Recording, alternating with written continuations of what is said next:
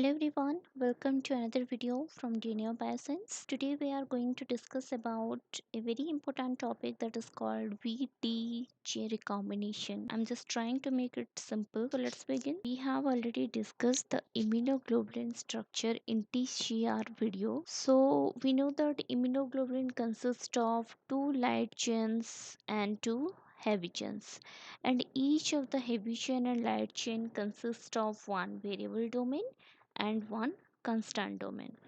And in the CTR video we have discussed that the variable region that have the highest variability as compared to the constant region. So VDJ recombination, it stands for V stands for variable, D stands for diversity, and J stands for joining. So it is a diversity generating assembly process affecting the variable domain of immunoglobulin and TCR genes. So suppose this is the DNA, it consists of many genes. Genes are incorporated.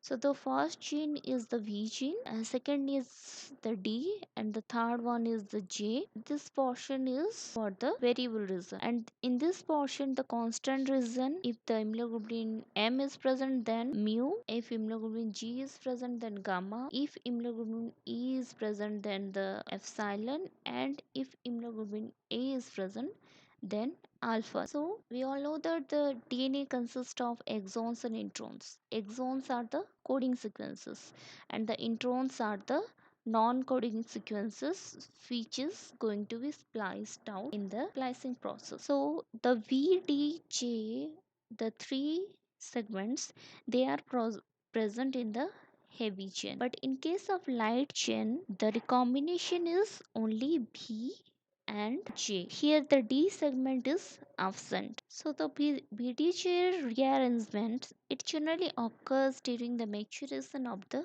B cells, and we know that the B cells, they mature in the bone marrow. So after the rearrangement of the genes, the V, D and J of the variable chain and the mu, epsilon, alpha, gamma genes of the constant region, the B cells called the immature B cells. Then the transcription of the immature B cell DNA to RNA followed by the RNA splicing of intron, which I have already discussed, and which brings the combined VDJ together with the C segment that encodes for the constant region of the heavy or light chains and forms the mRNA. This is followed by translation to produce the proteins specific for the heavy chain and the light chain. The DNA consists of several genes, the VDJ.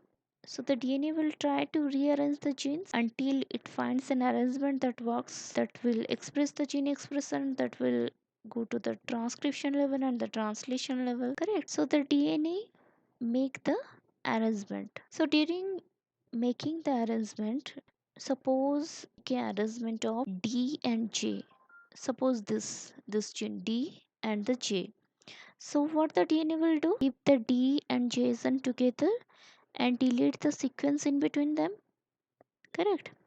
So first the DJ rearrangement occurs. Then suppose the V gene is chosen and it is kept together with the D and J gene by deleting the DNA in between. So then it will form the VDJ rearrangement. That is the second step. And in the last step, the VDJ gene, they rearrange with the constant region and form the VDJ C arrangement. So this is all about the VDJ recombination. Let's summarize it once again.